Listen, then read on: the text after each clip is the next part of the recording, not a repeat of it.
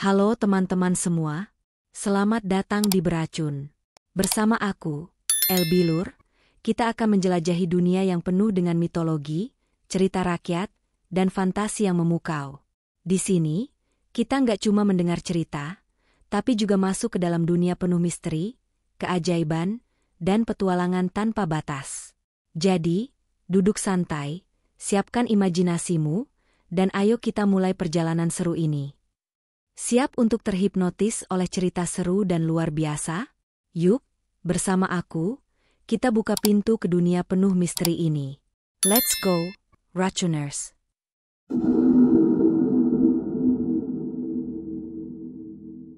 Ustadz Zawawi, sosok yang dihormati. Di sebuah desa kecil di pesisir pantai utara, hiduplah seorang ustadz muda bernama Zawawi. Ia dikenal bukan hanya karena ilmunya yang dalam, tetapi juga karena akhlaknya yang lembut dan penuh kasih. Sejak kecil, Zawawi sudah menonjol di antara anak-anak seusianya. Ia bukan hanya cerdas dalam memahami kitab suci, tetapi juga memiliki hati yang luas dalam membantu sesama. Masyarakat desa menghormatinya, bahkan orang-orang tua pun sering meminta nasihat darinya. Zawawi tumbuh dalam keluarga sederhana yang sangat taat beragama. Ayahnya seorang petani yang rajin menghadiri pengajian, sedangkan ibunya adalah wanita penyabar yang selalu menanamkan nilai-nilai kebaikan dalam dirinya. Sejak kecil, Zawawi telah menunjukkan ketertarikannya terhadap ilmu agama. Ia lebih senang menghabiskan waktu di surau desa daripada bermain-main seperti anak-anak lain. Gurunya bahkan sering mengatakan bahwa Zawawi memiliki bakat alami dalam memahami kitab suci. Ketika beranjak remaja, Zawawi dikirim ke pesantren untuk mendalami ilmunya. Ia belajar dengan penuh semangat, tidak pernah menyia-nyiakan waktu untuk hal yang tidak bermanfaat. Selama bertahun-tahun menuntut ilmu, ia semakin dikenal sebagai pemuda yang bijaksana dan rendah hati. Setelah menyelesaikan pendidikannya, ia kembali ke desanya dengan satu tujuan, mengabdikan diri untuk masyarakat dan menyebarkan ilmu agama. Setiap hari, Zawawi mengajar anak-anak mengaji di surau kecil di tengah desa. Anak-anak begitu menyukainya karena ia mengajar dengan sabar, penuh kelembutan, dan sering menyisipkan cerita-cerita hikmah dalam setiap pelajaran. Tidak seperti guru lainnya yang kadang mengajar dengan tegas, Zawawi memilih pendekatan yang lebih lembut. Ia ingin anak-anak mencintai Al-Quran, bukan sekadar membacanya karena terpaksa. Namun, tugasnya tidak hanya sebatas mengajar. Ia juga menjadi tempat curhat bagi warga desa. Para orang tua sering datang kepadanya untuk meminta nasihat, entah soal keluarga, pertanian, atau kehidupan sehari-hari. Zawawi tidak pernah menolak siapapun yang datang kepadanya. Ia selalu berusaha memberikan jawaban terbaik, berdasarkan ilmu dan kebijaksanaan yang ia miliki. Selain itu, Zawawi juga aktif membantu masyarakat dalam berbagai kegiatan. Ia ikut serta dalam gotong royong membangun jembatan desa, membantu mencarikan solusi bagi warga yang sedang kesulitan ekonomi, hingga mendamaikan pertikaian kecil yang kadang terjadi antar warga. Semua itu membuatnya semakin dihormati dan dicintai oleh masyarakat. Di usianya yang masih muda, Zawawi sudah menjadi panutan bagi banyak orang. Ia tidak hanya dikenal karena ilmu agamanya, tetapi juga karena akhlaknya yang begitu baik. Tidak heran jika banyak orang tua yang berharap anak perempuan mereka bisa berjodoh dengannya. Namun, hingga saat ini, Zawawi masih sibuk dengan tugasnya sebagai seorang pendakwah. Ia merasa belum waktunya untuk menikah. Meskipun di dalam hatinya, ia berharap suatu hari nanti bisa menemukan wanita yang tepat untuk mendampinginya. Ia tidak tahu bahwa takdir sedang menyiapkan sesuatu yang jauh di luar dugaannya. Sebuah pertemuan yang akan mengubah hidupnya selamanya. Kedatangan Zainab yang misterius. Suatu hari, datanglah seorang wanita bernama Zainab ke desa itu.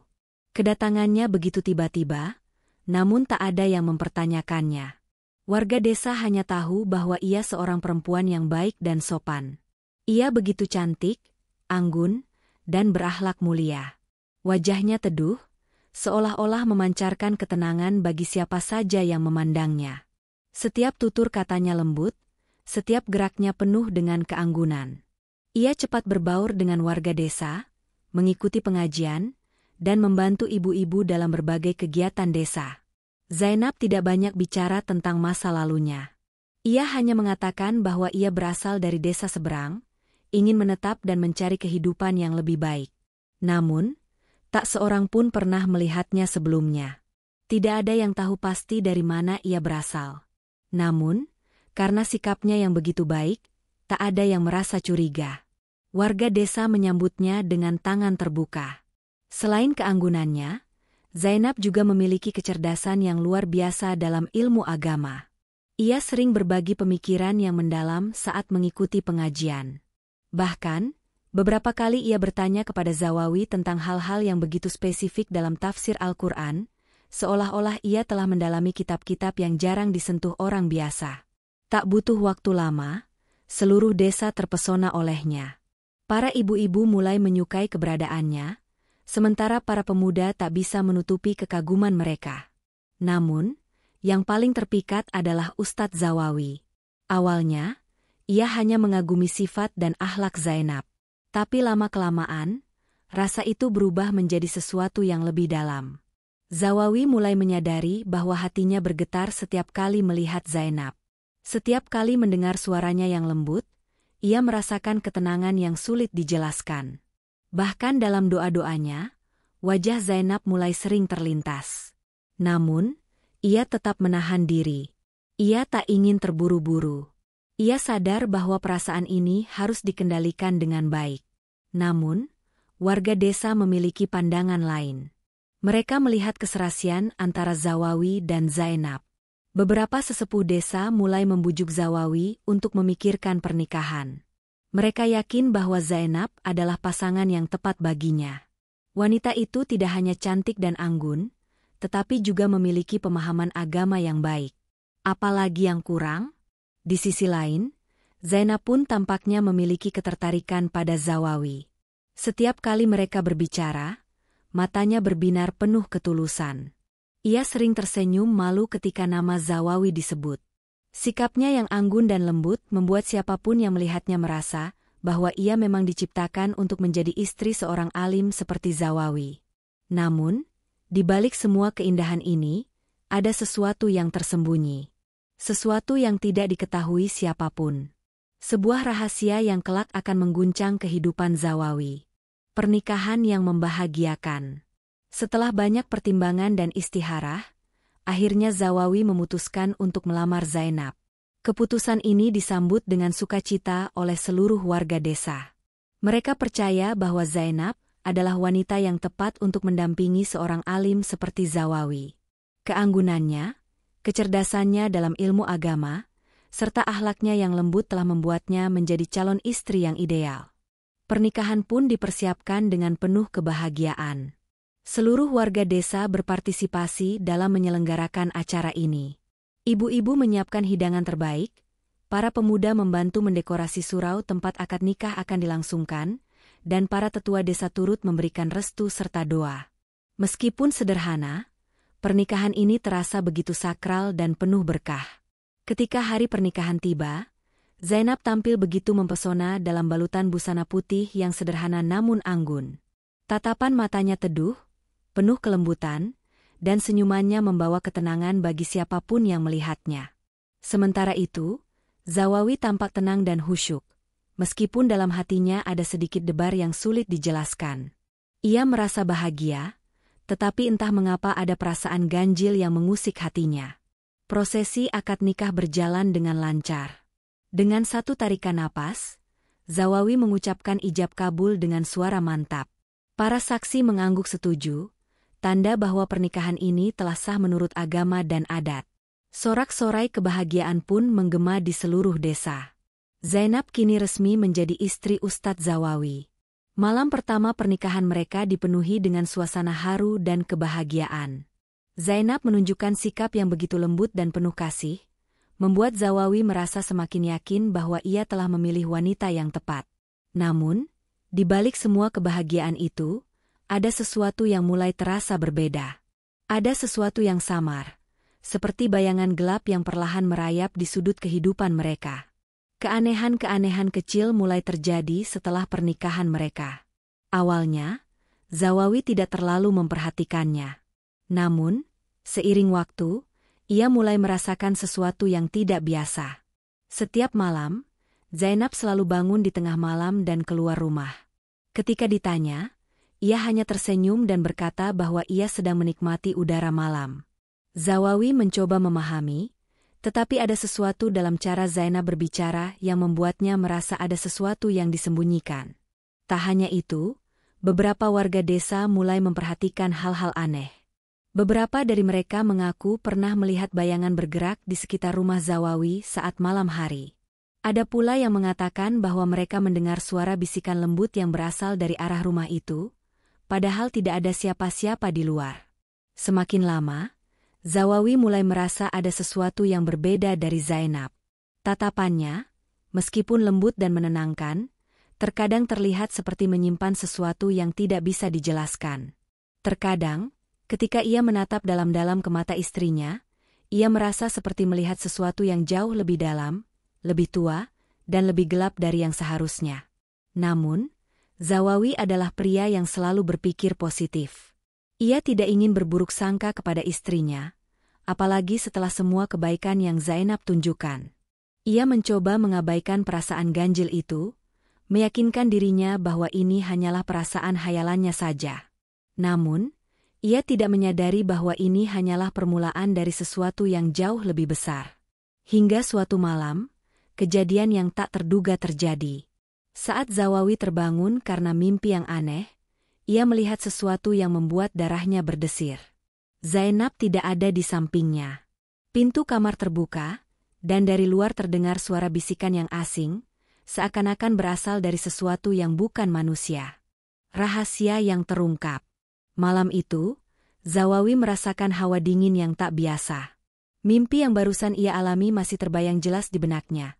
Sebuah mimpi tentang lautan yang gelap, suara-suara berbisik yang memanggil namanya, dan sepasang mata merah yang mengintainya dari kegelapan. Ia menghela napas panjang, berusaha menenangkan dirinya. Namun, ketika ia membuka mata, ia menyadari sesuatu yang membuat bulu kuduknya meremang. Zainab tidak ada di sampingnya. Jantungnya berdetak lebih cepat. Pintu kamar mereka sedikit terbuka, dan dari luar terdengar suara lirih yang tak bisa ia pahami. Dengan langkah hati-hati, Zawawi bangkit dari tempat tidur dan berjalan keluar. Di halaman rumah, tepat di bawah sinar bulan yang pucat, ia melihat sosok Zainab berdiri dengan punggung menghadapnya. Rambutnya yang panjang tergerai, tertiup angin malam, dan kakinya tampak tak menyentuh tanah. "Zainab?" panggilnya dengan suara bergetar. Zainab tidak menjawab. Tubuhnya tetap diam, tetapi ada sesuatu yang berubah. Perlahan, ia berbalik, dan saat itulah Zawawi melihat sesuatu yang membuat tubuhnya membeku. Mata istrinya bersinar merah, bukan merah seperti manusia yang sedang marah, tetapi merah menyala, seperti bara api yang bersembunyi di dalam gelap. Zawawi terhuyung ke belakang, dadanya terasa sesak. "Siapa? Siapa sebenarnya kau?" Zainab tersenyum. Namun, senyum itu berbeda. Bukan senyum hangat seperti yang biasa ia berikan, melainkan senyum yang membawa hawa dingin ke tulang Zawawi. "Kau sudah terlalu jauh, suamiku," bisiknya dengan suara yang terdengar bergema, seperti berasal dari dunia lain. Zawawi merasa tubuhnya lemas, tetapi ia tahu ia harus melakukan sesuatu. Ia membaca ayat-ayat suci dalam hati, berusaha menguatkan dirinya. Namun, sebelum ia sempat bergerak, Zainab mengangkat tangannya, dan tiba-tiba, angin kencang berhembus, membuat pohon-pohon bergoyang liar. "Aku bukan manusia, Zawawi," Zainab melanjutkan, suaranya terdengar lirih namun penuh kekuatan. "Aku adalah keturunan dari penguasa pantai utara. Aku datang ke desa ini bukan tanpa alasan. Aku telah memilihmu, tapi kau tidak akan pernah benar-benar memahami siapa aku." Zawawi terdiam. Seluruh hidupnya, ia mengajarkan keimanan dan keteguhan hati kepada orang-orang. Tapi kini, ia berhadapan dengan sesuatu yang tidak pernah ia bayangkan. Istrinya, wanita yang ia cintai dan percayai, bukanlah manusia biasa. Apakah kau mencintaiku?" tanya Zawawi, suaranya nyaris tak terdengar. Zainab terdiam. Sejenak, matanya yang merah menyala berubah redup. Aku tidak tahu, jawabnya akhirnya. Tapi aku telah memilihmu. Dan aku ingin kau tetap di sisiku. Selamanya. Zawawi tahu bahwa ia tidak bisa menerima ini begitu saja. Ia harus mencari cara untuk memahami apa yang sebenarnya terjadi. Namun, ia juga menyadari bahwa istrinya mungkin bukan satu-satunya yang menyimpan rahasia besar ini. Di kejauhan, terdengar suara ombak yang menghempas karang. Angin malam semakin dingin, seakan membawa bisikan dari dunia yang tak terlihat. Malam itu, Zawawi menyadari satu hal, hidupnya tak akan pernah sama lagi. Menyingkap tabir kegelapan. Setelah malam penuh ketegangan itu, Zawawi merasa bahwa ia tidak bisa tinggal diam. Rahasia besar tentang Zainab bukanlah sesuatu yang bisa ia abaikan begitu saja. Meskipun hatinya dipenuhi cinta, ada ketakutan yang tak bisa ia sangkal. Ia harus mencari jawaban, harus memahami siapa sebenarnya wanita yang kini menjadi istrinya. Keesokan harinya, Zawawi menemui seorang kiai sepuh di desa, Kiai Mahfudz, yang dikenal memiliki ilmu luas tentang hal-hal gaib. Dengan hati-hati, Zawawi menceritakan semua yang ia alami, tentang mata merah menyala, tentang angin yang berhembus kencang, dan tentang pengakuan Zainab bahwa ia bukan manusia biasa. Kiai Mahfudz mendengarkan dengan wajah serius. Setelah Zawawi selesai bercerita, sang kiai menghela napas panjang. Apa yang kau hadapi bukanlah perkara sepele, Zawawi, katanya. Kau telah menikahi makhluk yang berasal dari dunia lain. Para penghuni laut memiliki kekuatan dan pengaruh besar, dan tidak semua dari mereka berniat baik. Zawawi terdiam. Hatinya diliputi pergolakan. Ia ingin percaya bahwa Zainab mencintainya, bahwa pernikahan mereka bukan sekadar tipu daya. Namun, jika benar ia bagian dari dunia lain, apa yang seharusnya ia lakukan? Apa ada cara untuk memastikan niatnya? Tanya Zawawi, suaranya bergetar. Kiai Mahfudz menatapnya dalam-dalam. Hanya ada satu cara, anakku. Kau harus menguji keimanannya. Makhluk dari dunia lain tidak bisa bertahan lama dalam ayat suci yang dibacakan dengan penuh keyakinan. Jika Zainab memang memiliki hati yang tulus, ia tidak akan menyakitimu meskipun kau membaca ayat-ayat suci di dekatnya. Tapi jika ia memiliki niat lain, maka kebenaran akan segera terungkap. Malam harinya, Zawawi kembali ke rumah dengan hati yang penuh keraguan. Saat ia memasuki rumah, Zainab sudah menunggunya di ruang tamu, duduk dengan anggun seperti biasanya. Namun kali ini, ada sesuatu yang berbeda dalam tatapan matanya. Seakan ia tahu bahwa suaminya telah mengetahui lebih banyak daripada yang seharusnya. Zawawi duduk di hadapan istrinya. Zainab, aku ingin kita bicara dengan jujur. Aku mencintaimu, tapi aku tidak bisa mengabaikan apa yang telah terjadi. Aku ingin tahu siapa dirimu yang sebenarnya. Zainab menundukkan kepala. Aku sudah mengatakannya, Zawawi. Aku bukan manusia seperti yang kau kira. Aku berasal dari dunia yang berbeda, dunia yang jauh di bawah lautan. Tapi aku tidak pernah berniat mencelakaimu. Aku memilihmu karena hatiku terpaut padamu. Zawawi menghela napas panjang. Ia menggenggam tasbih di tangannya dan mulai membaca ayat suci dengan penuh penghayatan. Suasana di dalam rumah berubah seketika. Lampu redup berkelip-kelip, dan angin dingin berhembus dari celah jendela yang tertutup. Zainab menggigit bibirnya, tubuhnya sedikit bergetar. Zawawi, hentikan, bisiknya. Aku tidak ingin menyakitimu. Namun Zawawi tidak berhenti. Ia terus membaca, semakin lantang, semakin penuh keyakinan. Saat itulah Zainab menjerit. Suaranya bukan lagi suara manusia biasa, tetapi gema yang menyerupai gaungan lautan yang bergolak. Tubuhnya mulai memancarkan cahaya kebiruan, perlahan berpendar dan berubah. Di hadapan Zawawi, istrinya kini menampakkan wujud aslinya. Kulitnya bukan lagi selembut manusia, melainkan bersisik halus seperti mutiara.